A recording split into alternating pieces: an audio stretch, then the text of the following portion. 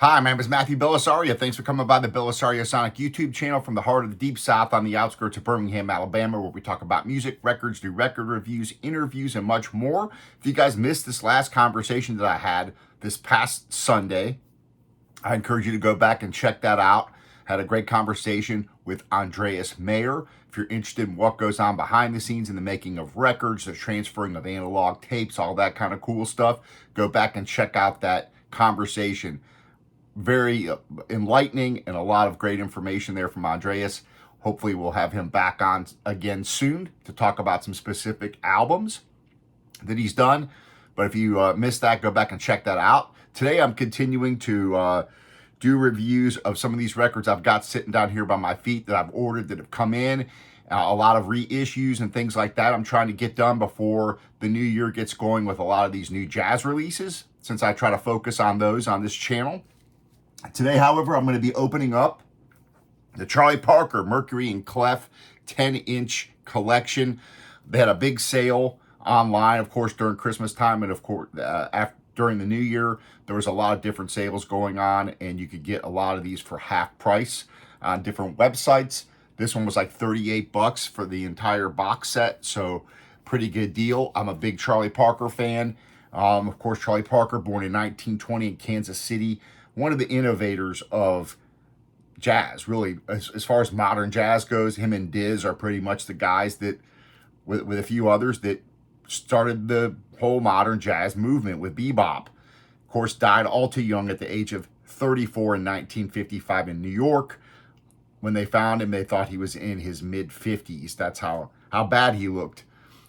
This box set here is 5 10-inch albums from the Mercury Clef set of what they recorded. Norman Granz recorded these in the late 40s and early 50s. There's a book in here. These are 180-gram reproduction of the original David Stone artwork. So we're going to go ahead and open this up. We're going to drop them on. We're going to listen to a few of these. Again, if you're into jazz, you really can't... I don't see how you could be interested in jazz not like Charlie Parker. And again, he's one of the innovators, one of the guys that took these early... Get the hype sticker off. One of the guys that really took some of these early standards from the swing era and from these old American standards and really just intensified and improvised off of that, and really the speed in it. What him and Diz did was really just take these different progressions and speed them up. And of course, they really just started a whole new movement, the bebop movement, and that would carry on into hard bop and what we know as jazz, modern jazz today. So, very important figure, obviously. And if any, if you know anything about jazz, you probably already have some Charlie Parker in your collection, as I do. I started off with a box set, a CD box set is what I first bought. The Charlie Parker Story. That was my first. That was my first box or CD box set that I bought of Charlie Parker, and I listened to that a lot. And so this is kind of cool because it's these Mercury Clef sessions. And let's pull these out. So there's your cardboard box. And here are your records. You got a booklet in here that I'll flip through and show you guys as we listen to some of these tunes. I'm just going to play a few off of a few different records. I'm not going to play off of every single one of them. These are pretty nice jackets here. So let me give you guys a quick tour of this. There's your... Again, all these are Norman Granz, one of the great pioneers in jazz. Norman Granz with the whole Jazz at the Philharmonic stuff. There's Bird and Diz. Got Bird and Parker with strings. And Parker with strings. So pretty cool. Pretty nice jackets here. I'm going to go ahead and let's do Bird and Diz to start off with. These they're just in regular paper sleeves, so if you want, Anti-static sleeves, you're going to have to buy the smaller 10-inch ones. I think I still have some around somewhere. I'm going to have to go look for them. Let's go ahead and pull these out. And I love these labels. Really nice. So let's clean this off with some distilled water. And we're going to put on some Bird and Diz.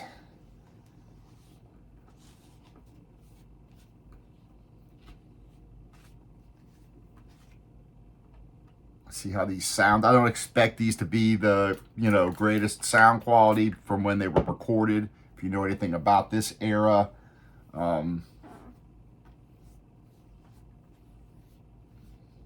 late 40s, early 50s. Should be decent, but they're not going to be probably up to the standard of what you would get on some of the later stuff. So, all right, let's drop this on. Let's go with, let's start off with side A, Bloom Dito.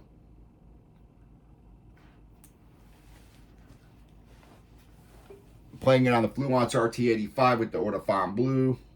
Going to a Ship Mighty preamp into my Yamaha HS8 speakers.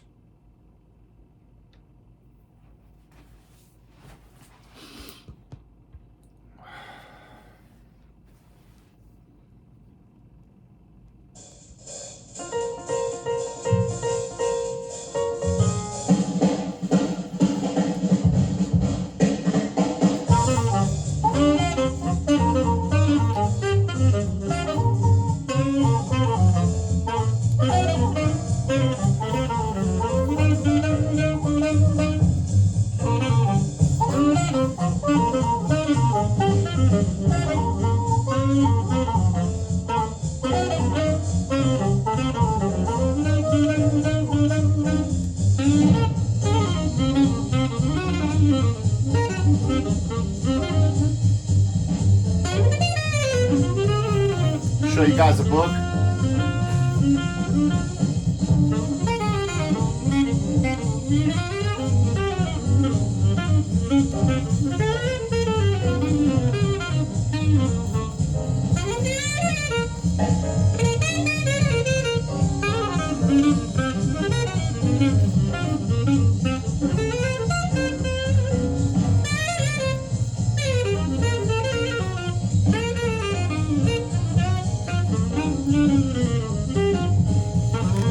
Got write-ups about each of these.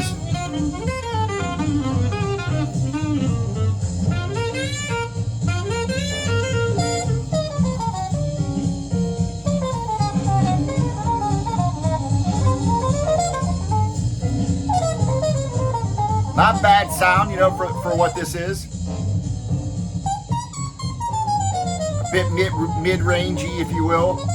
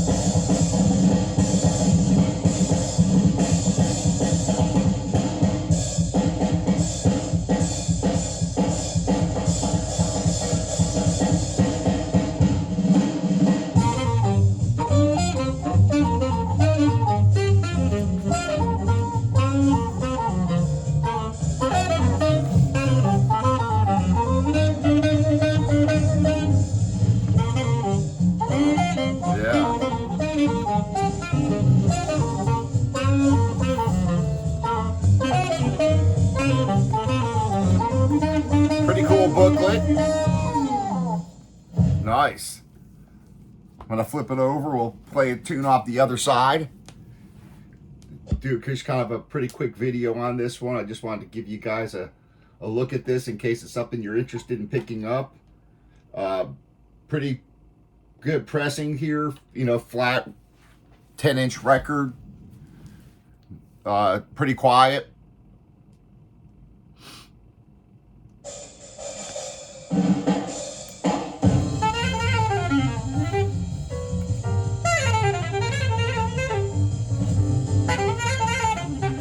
Again, pretty cool packaging. I wish they would have had some anti-static sleeves, but you know, these are decent.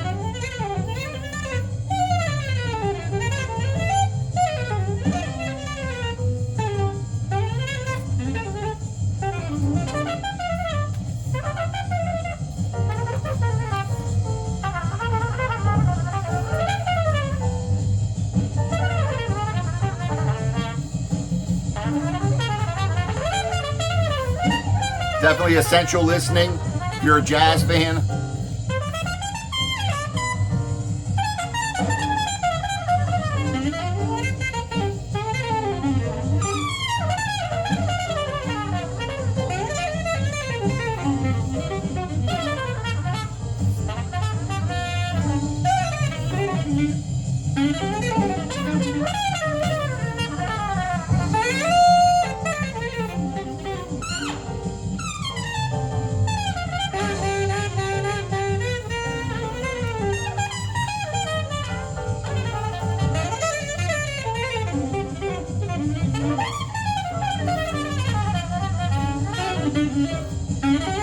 Everybody clean this one off. Play a tune off this one before we close out the video.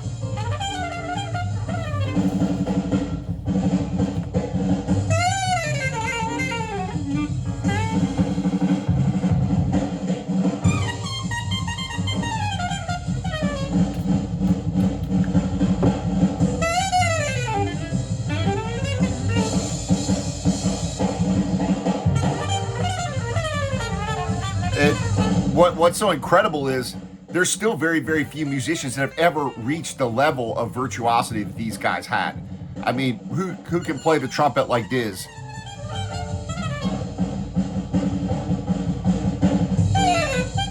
And then the saxophone like that. Very, very few people have ever reached their level up to this day.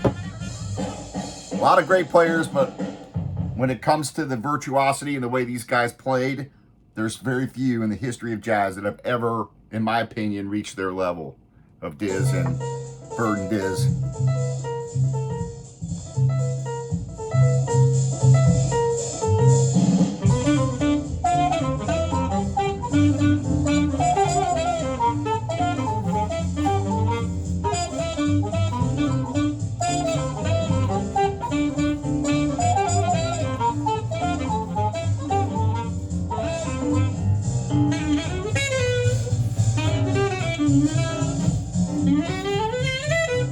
I'm going to drop one on from this one and close out the video.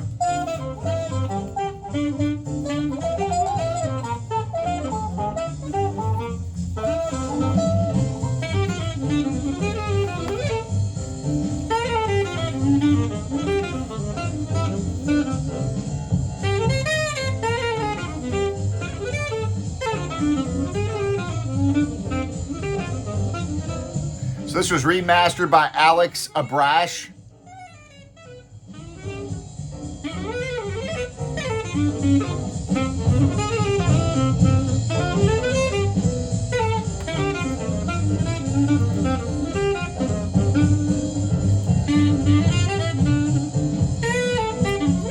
Unfortunately, Parker only, recorded between 44 and like 55, and that was it.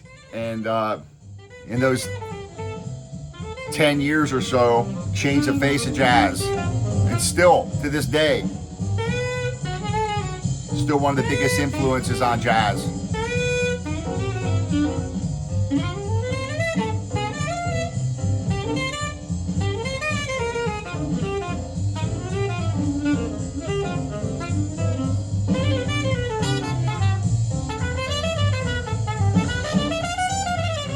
All right, so pretty quiet pressing so far. I'm pretty happy with it. I'm going to go ahead and drop on this other record here and listen to it and close out the video. I appreciate you guys hanging out. Just wanted to share this box set with you guys in case it's something you're interested in. You see it on sale.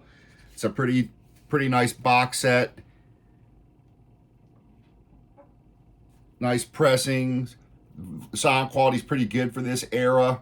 Again, a little bit mid-rangey, but all these recordings always kind of sounded, you know, weren't the best sounding recordings. Let's put on Now's the Time. That's a classic, right? We'll close out the video with that.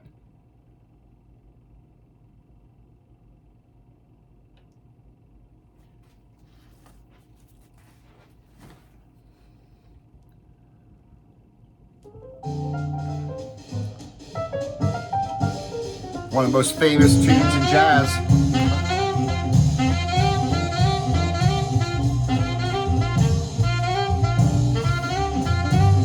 Yeah, pretty cool book.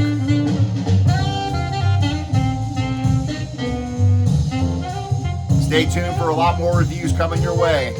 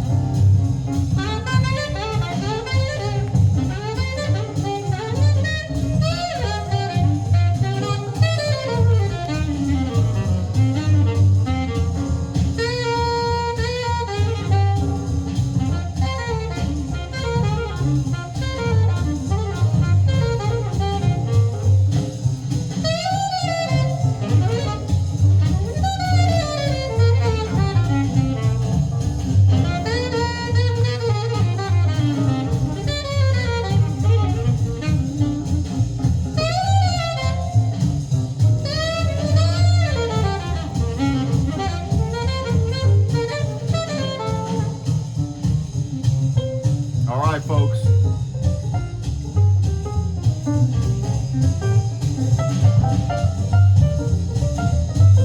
Got a lot of stuff coming your way, a lot of reissues. Got these coming your way.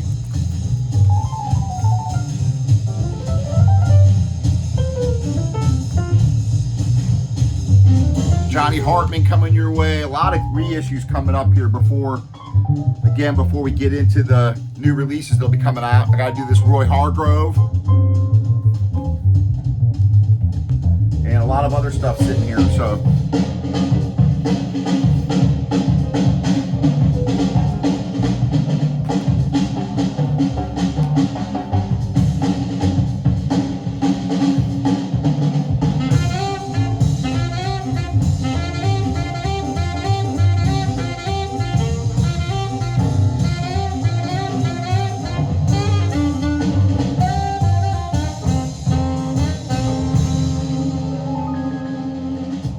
All right, folks.